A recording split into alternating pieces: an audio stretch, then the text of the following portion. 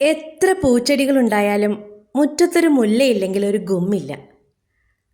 മുല്ലകൾ ഒത്തിരി ഉണ്ടെങ്കിലും ശ്രീലങ്കയിൽ നിന്നും വന്ന ഈ നക്ഷത്രപ്പൂക്കളെ എല്ലാ ചെടിപ്രേമികൾക്കും ഇഷ്ടമാണ്. മറ്റു മുല്ലപ്പൂക്കളിൽ നിന്നും ഇതിൻ്റെ പ്രത്യേകത എന്താണെന്നറിയുമോ? തുമ്പപ്പൂ പോലെ നല്ല വെളുത്ത നിറമാണ് ഇവയ്ക്ക്. വെള്ളപ്പൂക്കളുടെ ഉള്ളിൽ മഞ്ഞ കേസരവുമുണ്ട്. സീസണില്ലാതെ പൂക്കൾ പിടിക്കുന്ന ചെടിയാണിത്. ദൂരെ നിന്ന് നോക്കിയാലും ഈ പൂക്കളുടെ ഭംഗി നമുക്കറിയാൻ കഴിയും.